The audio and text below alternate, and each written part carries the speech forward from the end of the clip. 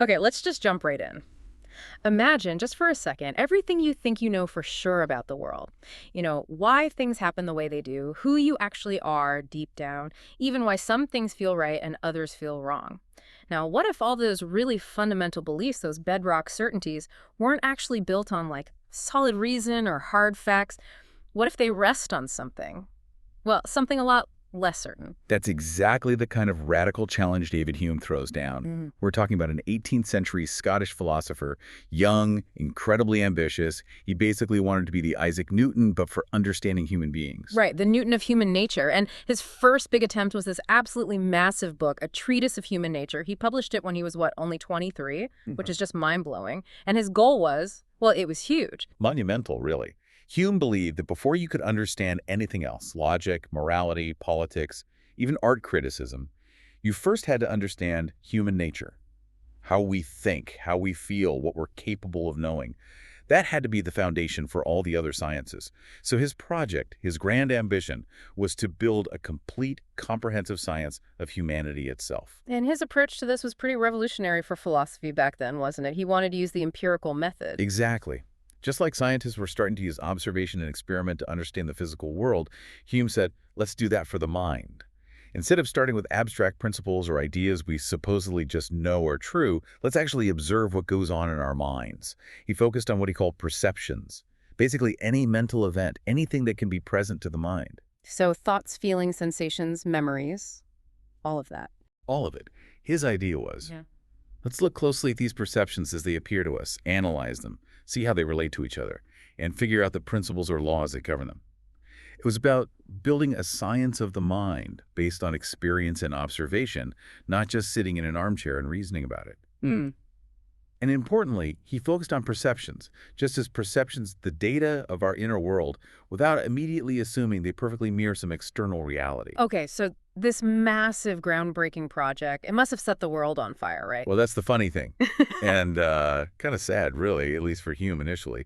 The treatise, this work he poured everything into, it didn't make a splash at all. In fact, Hume's own famous description was that it fell dead-born from the press. Oh, dead-born. Yeah, So just yeah. ignored. Largely, yeah. Or met with confusion. We actually have some records of the initial reaction from your source material. For instance, Francis Hutcheson, another important philosopher, got a copy. He admitted Hume showed great acuteness of thought and reasoning, and he praised Hume for being, free from the usual prejudices, both academic and common ones. He saw the originality. There's always a but, isn't there? There is. Hutcheson was very careful. He said he couldn't assent to his tenets as yet. He wasn't buying into the conclusions. And maybe the most revealing part, he mentioned his own despairing of certainty in the most important subjects after reading it. Wow. So right from the start, people saw that Hume's ideas seemed to undermine certainty, not build it up. Exactly. It was unsettling. And then there was a notice in a big journal, the Bibliothèque Raisonnée. It called the work thorough and original, which sounds okay, but it wasn't exactly a ringing endorsement or a sign of widespread excitement, more like acknowledging it was dense and different. So this lack of reception must have hit Hume pretty hard. Did it change how he approached things later? It definitely did. He realized the treatise maybe wasn't the best way to get his ideas across. Too dense, too radical, maybe. So later on, he reworked and repackaged many of the core ideas into two shorter, more accessible books. The Enquiry concerning human understanding and the Enquiry concerning the principles of morals. And he actually came to prefer these later works, asking people to judge him based on them. And he even dismissed the treatise rather harshly as juvenile, like, oh, that was just something I wrote when I was basically still a kid. That's incredible. He disowned the book that many philosophers today think is his most important work. It's a huge historical irony, isn't it? Despite Hume's own preference, and despite that initial flop, scholars now generally agree that the treatise contains his most detailed, his most philosophically distinctive, and frankly, his most radical arguments.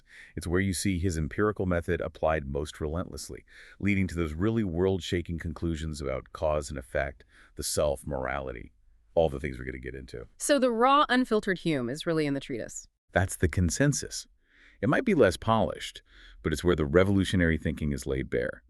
Against Hume's own wishes, this is the book that cemented his legacy as one of the most important and challenging philosophers ever. Okay, so that's our mission today. We're diving deep into your source material on this incredible book, the one that failed, then succeeded spectacularly. We want to unpack why it was, and still is, so unsettling and important. Let's start right at the foundation.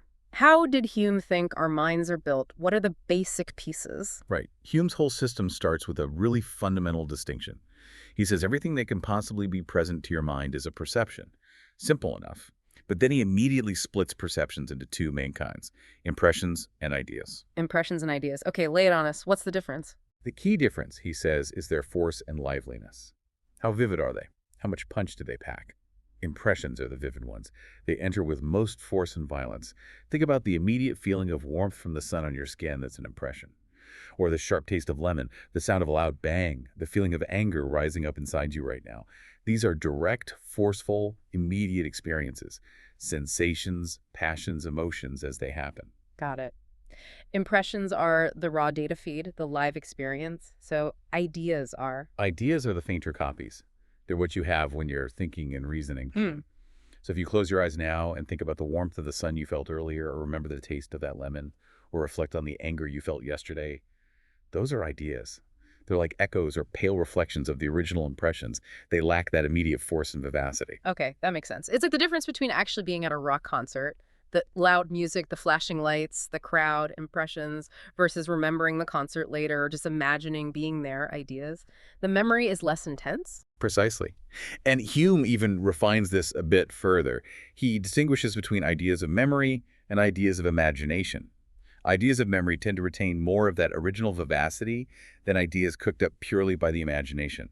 Memory, he says, kind of paints its objects in more distinct colors. They feel a bit more solid. Ideas from the imagination, on the other hand, are often faint and languid, harder to pin down. Remember, your actual graduation day feels more vivid than just imagining some generic graduation scene, right? Yeah, definitely. Memory has more grip somehow. Exactly. It preserves more of that original oomph, as you put it earlier. And this distinction between the forceful impressions and the fainter ideas leads directly to one of Hume's absolute bedrock principles. It's often called the copy principle. The copy principle. Okay, what's the principle? It's simple but profound. Hume asserts that each simple idea is derived from a simple impression. Basically, all our basic ideas are ultimately copies of basic experiences we've had. Experience comes first. Every single simple idea, no exceptions. It has to trace back to an impression. That's the core claim. Mm-hmm. He argues, look at any simple idea, the idea of a specific shade of red, the idea of sweet, the idea of cold. You'll always find a corresponding simple impression you've experienced seeing that red, tasting something sweet, feeling cold. His empirical evidence. He points out that someone born blind who has never had the impression of color lacks the ideas of color. Someone born deaf lacks ideas of sounds. The impression has to come first for the simple idea to exist. So this completely rules out innate ideas, the idea that we're born with certain concepts already built in. Absolutely. That's a direct shot at the rationalist philosophers who believed in innate ideas. Hume's grounding everything in sensory experience. No impression, no idea. It's central to his whole empiricist project. But hang on, didn't Hume himself mention a little wrinkle in this? Something about a color, the missing shade of blue. Ah, yes. You're right, he does. It's a fascinating passage. He imagines someone who has experienced every single shade of blue except for one particular shade, somewhere in the middle of the spectrum. He then asks, could this person, just by arranging all the shades they have seen in their mind, from darkest to lightest, could they conjure up an idea of that one missing shade, Yeah. even though they've never had the direct impression of it? And what does he say? Because that sounds like it would break his copy principle. It does. And Hume actually seems to concede that yeah, maybe this person could form an idea of the missing shade through imagination alone. It looks like a genuine counterexample. But then, quite strangely, after acknowledging it, he basically shrugs it off. He calls the case so particular and singular that it's scarce worth our observing and doesn't require changing his general rule. Wait, really? He finds an exception to his own fundamental rule and just says, meh, never mind. Pretty much. It's a famous puzzle in Hume's scholarship. Why did he include it if he was just going to dismiss it? Did he see a bigger problem? Was he just being honest about a small anomaly? We don't know for sure, but he presses on, sticking to the copy principle as the foundation. Okay, that's really interesting. So we have impressions coming first, then ideas as copies. And these can be simple, like red or hot, but obviously our thoughts are more complicated than that. We think about things like apples or people or entire events. How do the simple pieces combine? Good question. Hume says perceptions, both impressions and ideas, can be simple, indivisible, like a single color or taste, or complex, made up of multiple simple parts, like the idea of an apple, which combines ideas of red, round, sweet, etc. Complex ideas are formed by combining simple ones. But crucially, he argues this combination isn't random. Simple ideas tend to get linked together in our minds according to certain predictable patterns or principles. He calls these the principles of association of ideas. Principles of association, like Right. mental glue, or maybe like mental gravity pulling certain ideas together. That's a great analogy. Mental gravity, or maybe gentle forces, as he sometimes calls them. They aren't absolutely binding, but they describe the natural tendencies of our thoughts. He identifies three main principles: resemblance, contiguity in time or place, and cause and effect. Okay, can you give us examples of how these work? Let's start with resemblance. Sure, resemblance is pretty straightforward. Thinking of one thing naturally leads you to think of things that look or seem similar. Your source material gives a really nice example about emotions. Imagine you see a picture of a friend who's far away. The picture, an impression, resembles your friend, about whom you have ideas. This resemblance makes your idea of your friend more vivid, more lively. And if you feel affection or maybe sadness about your friend being away, seeing the resembling picture actually gives new force and vigor to that feeling. The resemblance strengthens the link and juices up the emotion. Ah, okay. So seeing my dog's picture makes me not just think of my dog, but also feel the happiness more strongly because of the resemblance. That makes sense. What about contiguity? Contiguity just means nearness in time or space. Ideas or objects that are usually experienced together or close to each other tend to get linked in our minds. If I mention salt, you might immediately think of pepper. If I say Eiffel Tower, you think of Paris's. They're linked by spatial contiguity, often found together, or temporal contiguity. One happens right after the other. The mind just naturally slides from one to the other. Simple enough. And the third one, cause and effect. Cause and effect is also a fundamental way our ideas get connected. Thinking of something we consider a cause naturally leads our mind to the idea of its usual effect, and vice versa. Thinking of fire makes you think of heat or smoke. Thinking of impact makes you think of damage. This is a hugely important principle association for Hume, and it leads us directly into his most famous and most controversial analysis. Right. So these principles, resemblance, contiguity, cause, and effect, are how Hume thinks our simple ideas get bundled together into the complex flow of thoughts and experiences we have. They explain the connections and transitions in our minds. Exactly. They provide the structure, the pathways along which our imagination tends to travel, uniting ideas and making our mental life coherent, rather than just a chaotic jumble of random perceptions. Okay, so we have the building blocks, impressions and ideas, and the principles that connect them, association. Now let's get to the really explosive stuff. Causation. This is where Hume really shakes things up, isn't it? Absolutely. This is arguably Hume's most famous contribution to philosophy, and it's profoundly challenging.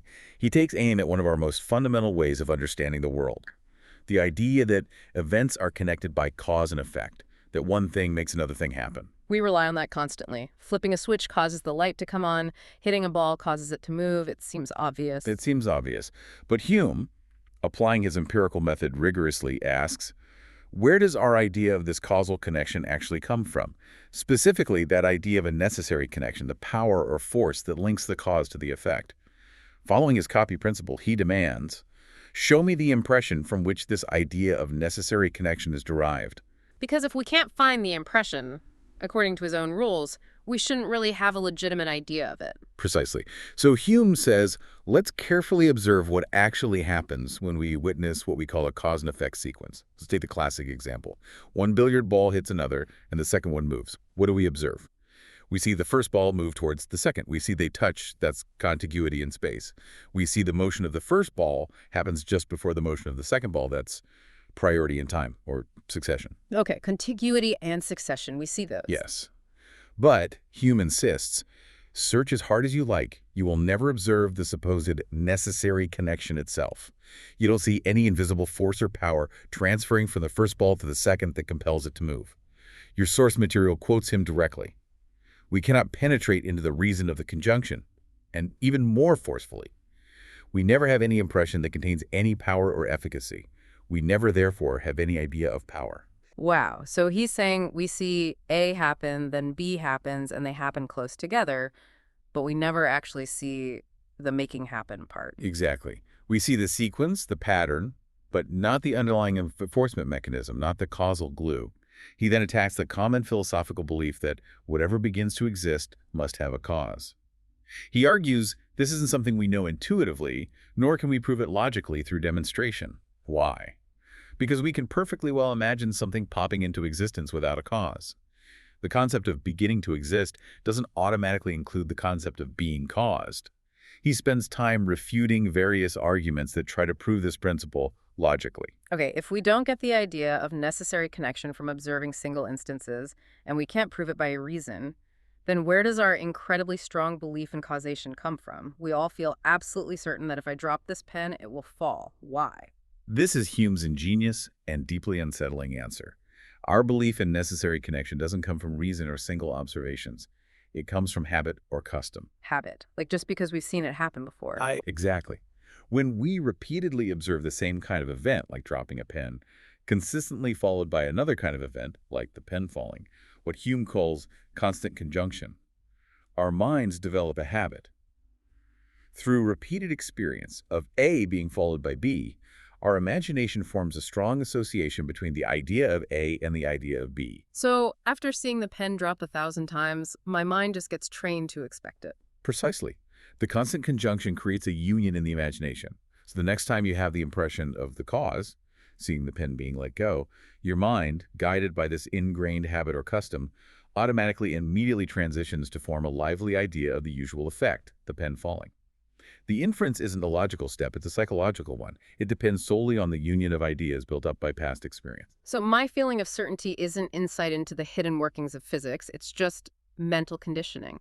That's the core of Hume's claim. Right. And this ties directly back to his theory of belief, what makes us believe the pen will fall, rather than just imagining it might float away. Remember, belief for Hume is about the force and liveliness of an idea. When you see the cause, letting go of the pen, the strong customary association transfers some of the vivacity from the impression of the cause to the idea of the effect, the pen falling. This makes the idea of the pen falling feel forceful, lively, almost like an impression itself. That feeling is belief. It's an emotional or affective state, not a purely rational calculation. Okay, this is huge. If our belief in cause and effect is just habit based on past repetition, what does that mean for science? For predicting the future, for knowing anything beyond what we're seeing right now? It has absolutely profound implications. This leads directly to what philosophers now call the problem of induction. All our reasoning about future events, all scientific prediction, relies on assuming that patterns we've observed in the past will continue into the future. We assume the future will resemble the past. Right, we assume the laws of physics won't suddenly change tomorrow. Exactly. But how do we justify that assumption? How do we know the future will resemble the past? Because it always has. But that's the trap Hume points out. If you try to justify the assumption by saying, well, in the past, the future has always resembled the past, so we'll continue to do so, you're using past experience to justify relying on past experience. It's a circular argument. You're assuming the very principle you're trying to prove. Your source mentions Hume saying any experimental argument for this principle begs the question. You can't prove it through reason either because we can imagine the course of nature changing. I'm chatting. There's no logical justification for assuming the future will be like the past. According to Hume's analysis, no strict rational justification, either through logical demonstration or non-circular empirical argument. This means that our confidence in causal laws, scientific predictions, and basically any knowledge about matters of fact that goes beyond our immediate senses or memory lacks that ironclad rational foundation we might think it has. The source points out that even when we call causal arguments proofs, thinking they're stronger than mere probabilities, Hume shows they still fundamentally rest on this experience-based habit, not on logical necessity. This is why people call Hume a skeptic, right? A Correct. causal skeptic. Yes, that's one interpretation. That we simply can't have genuine knowledge of causal connections in the strong sense because our beliefs about them lack proper rational justification. Although, your sources mention there's a debate here. Is Hume saying necessary connections don't exist at all in the world, only constant conjunction? That's a more reductive, perhaps skeptical realist view.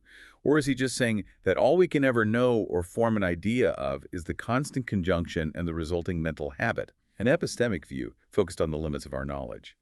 Scholars argue about his ultimate position. But either way, the punchline is the same. That feeling of necessity we have about cause and effect. It's generated inside our own minds by habit. It's not something we directly perceive out there in the world or prove through pure logic. That's the core challenge. It's incredibly disruptive. It forces us to rethink what we mean by proof and knowledge regarding the empirical world, and it highlights how much we rely on these non-rational psychological mechanisms like custom just to get by. Wow. Okay. He's taken apart causation. What happens when he turns that same sharp empirical eye inward? What about the self, the feeling that there's a me having all these experiences? Right. If causation in the external world is based on habit and observation rather than some unseen power, what about the internal world? Hume applies the same skeptical method to the idea of personal identity. Most people, and many philosophers before Hume, assume there's a continuous, unchanging self, or soul, some kind of mental substance that endures through time and underlies all our changing thoughts and feelings. It's the I that owns the experiences. Yeah, I mean, it certainly feels like I'm the same person I was yesterday or 10 years ago, even though my thoughts and feelings have changed. There's a core me. That's the common intuition. Yeah. But Hume asks, okay, let's be empirical about this. Let's use introspection. When you enter most intimately into what I call myself, what do you actually perceive? Forget theory. What's the raw data? And when Hume does this introspection, what does he find? He reports finding nothing but perceptions. He says he never catches a glimpse of this supposed underlying self. Instead, he always stumbles on some particular perception or other, a feeling of warmth, a fleeting thought, a memory popping up, a sensation of light or color, an emotion like love or hate. He famously states, I never can catch myself at any time without a perception, and never can observe anything but the perception. So he looks inside for the thinker behind the thoughts or the feeler behind the feelings, and he just finds more thoughts and feelings. No stable entity holding them. Exactly. He finds the stream of consciousness, but not the container. He finds the experiences, but not the unified subject having them. And he pushes this observation relentlessly. What happens when all perceptions cease, like in deep, dreamless sleep? He says, so long am I insensible of myself, and may truly be said not to exist. Whoa. So if the perceptions stop, the self literally stops existing for that time. That's the radical conclusion he draws directly from his introspective findings. If the self is just the perceptions, then no perceptions means no self. And he extends this to the ultimate cessation, death. If death removes all perceptions, then, he argues, I should be entirely annihilated, nor do I conceive what is farther requisite to make me a perfect non-entity. Complete annihilation. No immortal soul, no enduring essence that survives the death of the body and his perceptions. That's bleak for some people. It certainly challenges many traditional religious and philosophical views. And Hume, characteristically, frames it carefully. He says, look, if you introspect and claim you do perceive a simple, continuous self, maybe you're right for you. But he is certain there is no such principle in me. He grounds it in his own failure to find that self empirically. So if there's no single enduring self, what are we then? This leads to his famous bundle theory, doesn't it? Precisely. Since introspection reveals only a constant flow of different perceptions succeeding each other rapidly, Hume concludes that the self or mind is nothing more than a bundle or collection of different perceptions, which succeed each other with an inconceivable rapidity and are in a perpetual flux and movement. He uses the metaphor of a theater. The perceptions are like the actors and scenes constantly changing on stage, but crucially, there's no underlying theater building, no permanent stage that remains the same throughout the performance. The performance is the bundle of passing perceptions. So I am just this constantly shifting collection of experiences, thoughts, and feelings held together loosely by, well, by what? That's the tricky part. He suggests the feeling of identity over time isn't based on a real underlying unity, but is a kind of fictitious identity produced by the imagination. It's similar, he thinks, to how we call a ship the same ship even after all its planks have been replaced, or a plant the same plant as it grows and changes. Our imagination creates a smooth transition between related perceptions, and we mistake that smoothness for genuine identity. How does the imagination do that? How does it create this illusion of continuity from just a bundle of fleeting things? Hume points back to his principles of association, primarily resemblance and causation, which, remember, for him is based on custom. Our perceptions from moment to moment often resemble each other. One thought leads to a similar thought. And they are causally linked in our experience. Memories are caused by past events. Desires cause actions. Actions lead to new sensations. Because the perceptions in the bundle are related through resemblance and these customary causal links, the mind glides easily from one to the next. The imagination finds this smooth transition easy and pleasant, and it mistakenly attributes this smoothness of transition to an underlying identity of the thing being perceived, in this case, the self. It imposes unity where there is only related succession. That is profoundly counterintuitive. Our whole sense of responsibility, planning for the future, remembering our past, it all seems to rely on being a continuous self. It absolutely does feel that way. And it's important to note that Hume himself wasn't entirely comfortable with where this line of reasoning led him in the treatise. In an appendix he wrote later, he famously confessed that he found a significant problem with his own account of personal identity that he couldn't resolve to his satisfaction. He struggled specifically to explain why the present bundle of perceptions, the present me, should care about the pains or pleasures experienced by past bundles or anticipated by future bundles if there's no real, enduring identity connecting them. If I am literal just this current collection, why should the suffering of a different collection yesterday or the potential suffering of a different collection tomorrow matter to me now? So the bundle theory makes it hard to explain things like memory, regret, anticipation, responsibility, things that seem essential to being a person over time. Exactly. He saw that his own theory, derived rigorously from his empiricist principles, created a tension with these fundamental aspects of human experience and our practical concerns. It's another example of his intellectual honesty applying the method, reaching a radical conclusion, but also acknowledging the difficulties it raises. So he's questioned the foundations of the external world with causality and the internal world with personal identity. Where does this relentless philosophical demolition crew go next? Morality. You guessed it. Book 3 of the treatise turns this empirical observational lens onto moral distinctions. Why do we call certain actions or character traits virtuous or good and others vicious or evil? What's the basis for these judgments? And just like with causation and the self, I assume he's going to challenge the traditional idea that morality comes purely from reason. Precisely. The dominant view often traced morality back to rational principles, divine commands discoverable by reason, or objective properties in the world that reason could grasp. Hume argues against this. His key point is that moral judgments are inherently practical. They influence our actions and affections. When you judge something as good, you're typically motivated at least somewhat to pursue it or approve of it. When you judge something as bad, you're motivated to avoid it or disapprove. Makes sense. Morality isn't just abstract theorizing, it's about guiding behavior. Right. But reason alone, Hume argues, doesn't seem to have that motivating force. Reason, as he analyzed it earlier, is concerned with figuring out truth and falsehood, either comparing ideas, like in math, or determining matters of fact, like in science. Reason can tell you that an action will lead to certain consequences, but it can't, by itself, make you care about those consequences. It can show you the means to an end, but it doesn't set the end goal. This leads to his provocative claim, maybe most famously stated later but implicit here. Reason is and ought only to be the slave of the passions. Reason serves our desires and feelings. It doesn't dictate them. So if reason can't motivate us, and moral judgments do motivate us, then moral judgments can't be based solely on reason. Is that the logic? That's the core of his argument against reason as the sole foundation. Since morality clearly influences our passions and actions, its origin must lie in something that can motivate, namely sentiment or feeling. Morality comes from the heart, not the head. In essence, yes. Hume argues that we distinguish between virtue and vice based on the feelings they arouse in us. We know something is virtuous when contemplating it gives us a particular kind of pleasure or satisfaction. We know something is vicious when contemplating it causes a particular kind of pain or uneasiness. He says, to have the sense of virtue is nothing but to feel a satisfaction of a particular kind from the contemplation of a character. So it's virtuous because it feels good to think about it. Isn't that putting the cart before the horse? Hume is careful here. He clarifies, we do not infer a character to be virtuous because it pleases, but in feeling that it pleases after such a particular manner, we in effect feel that it is virtuous. The feeling isn't just a consequence of recognizing virtue. The feeling is the recognition. That specific kind of agreeable sentiment constitutes the moral approval. It's like judging beauty.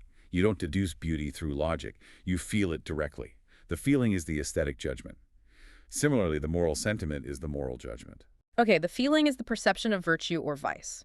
But why do we feel good about things that don't directly benefit us? Like, why do I approve of someone being honest in a situation that doesn't affect me at all? This is where Hume introduces another crucial element of human nature, sympathy. Sympathy for Hume isn't just pity, it's a much broader capacity for fellow feeling. It's our ability to connect with and, to some extent, share the feelings and sentiments of others. We naturally rejoice in prosperity and sorrow with misfortunes of other people. How does this sympathy mechanism work in his system of impressions and ideas? He explains it using his association principles. When we see or think about another person experiencing an emotion, like joy or sadness, we form an idea of their emotion in our own mind. This idea gets associated, through resemblance and contiguity, with the always present, always vivid impression we have of our own self. The liveliness of our self-impression then gets transferred to the idea of the other person's feeling, enlivening it so much that it turns into an actual feeling, an impression in us. So we don't just understand their joy, we feel a version of it ourselves. Your source mentions this can even happen if they aren't showing the feeling. If we see someone in an embarrassing situation, we might blush for them because we vividly imagine their supposed feeling, and that idea gets enlivened in us. So sympathy is like a psychological mechanism for broadcasting feelings between people, powered by our own sense of self. That's a good way to put it. And this capacity for sympathy is absolutely key to explaining morality, especially what Hume calls the artificial virtues. Artificial virtues, as opposed to natural ones. Yes. Natural virtues might be things like kindness or generosity, which seem inherently agreeable. Artificial virtues, for Hume, include things like justice, respecting property rules, allegiance to government, keeping promises, modesty, good manners. He calls them artificial because they aren't based on some innate sentiment that approves of every single act of justice or allegiance in isolation. In fact, a single just act, considered alone, might even seem harmful or counterintuitive. These are, he says, human contrivances, systems or conventions invented by humans purely for the interest of society. So we invented rules about property and government because they're useful for society. Exactly. Their value lies in their overall tendency to promote peace, order, and the general good of humankind. We approve of justice not because every instance feels naturally good, but because the whole system of justice tends to lead to beneficial outcomes for society. And why do we approve of something that benefits society in general, even if it doesn't help us right now? Because of sympathy. We sympathize with the happiness and security that these conventions bring to people generally. The thought of a well-ordered, prosperous society pleases us via sympathy, and that feeling constitutes our moral approval of the artificial virtues like justice and allegiance. He sums it up. Sympathy is the source of the esteem which we pay to all the artificial virtues. He broadly categorizes virtues based on whether they are useful or agreeable, either to the person themselves or to others, with sympathy explaining our approval of those useful, agreeable to others. This connects to another really famous idea associated with Hume, the is-ought problem, right? It does, very directly. Hume famously observes, near the end of the section discussing morality, that philosophical writers often shift, without explanation, from making descriptive statements about how things are, using is or is not, to making prescriptive statements about how things ought to be, ought or ought not. He finds this shift puzzling and unjustified. You can pile up all the factual statements you want, facts about human nature, about society, about the consequences of actions, but Hume challenges, how do you logically derive an ought, a moral command, a statement of obligation, purely from those is statements? Because the ought comes from the feeling, the sentiment, which isn't logically contained within the facts themselves. Precisely. The facts inform the sentiment. Knowing the consequences helps shape whether we feel approval or disapproval. Huh. But the leap from this is the situation to you ought to do this requires that injection of sentiment, of approbation or disapprobation. The ought expresses a feeling, not a deduction from facts alone. Your source uses justice again. We can describe the facts of human selfishness and limited resources that make property conventions necessary. But the moral conclusion one ought to be just doesn't follow logically from those facts alone. It arises from the positive sentiment we feel towards the convention of justice because we sympathize with its generally beneficial consequences. The moral obligation stems from the feeling, not the facts themselves. Okay, so Hume's done it again. Causality, the self, morality. He argues they're not grounded in pure reason or objective reality in the way we might think, but in psychological processes. Habit, bundles of perceptions, sentiment, sympathy. This sounds like it leads to a pretty deep skepticism about what we can truly know or justify. It definitely raises profound skeptical questions.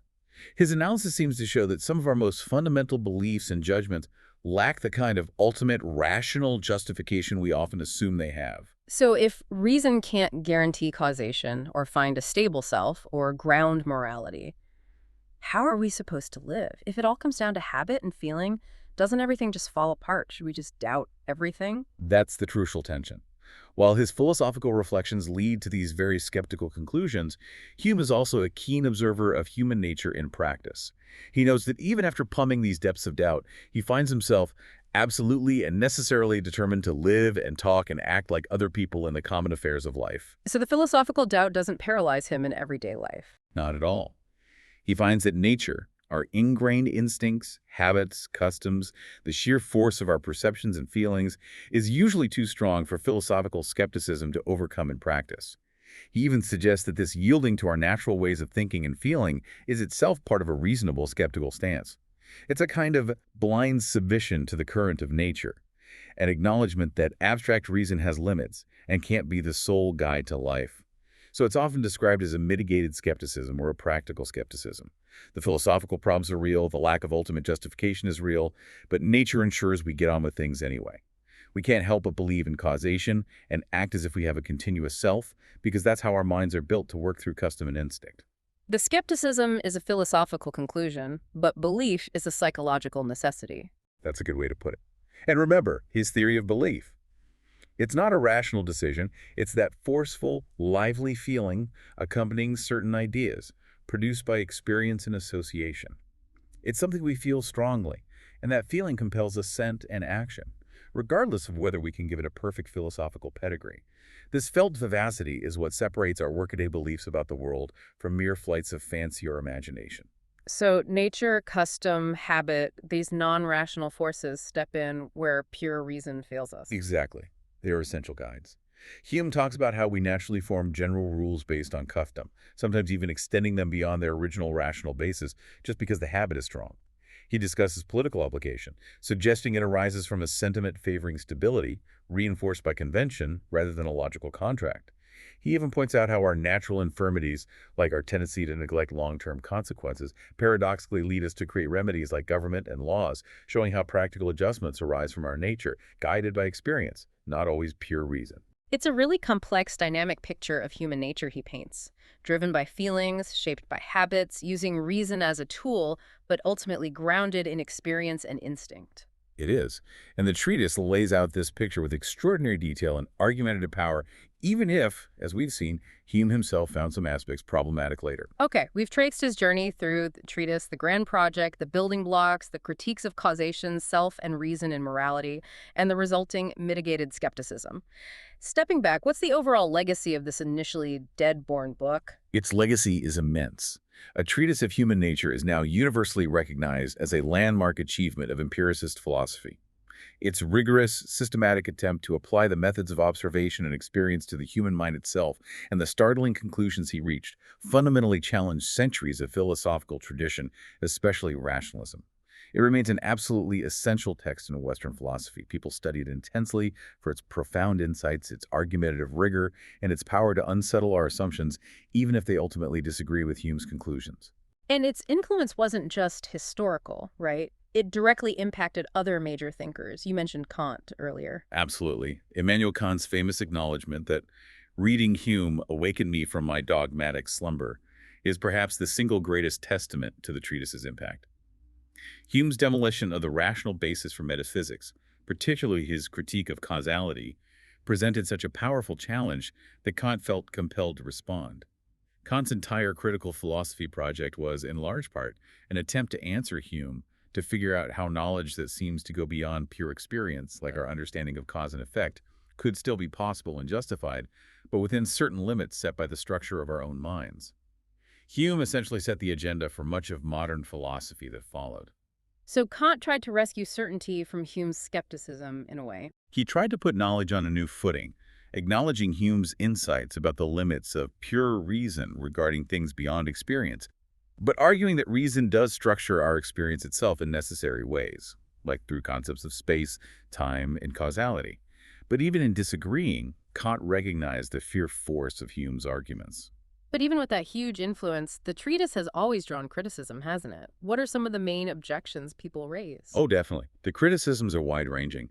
A major one, as we discussed, concerns the implications of his skepticism, especially regarding induction. If we can't rationally justify our belief that the future will resemble the past, does that cripple science? How can we trust scientific laws or make predictions? Many feel Hume's solution, it's just habit, is psychologically descriptive but philosophically unsatisfying. Right, the justification problem. What else? His moral philosophy also faces persistent challenges. If morality is ultimately based on sentiment, on feelings of pleasure and pain, even filtered through sympathy, does that make morality entirely subjective or relative?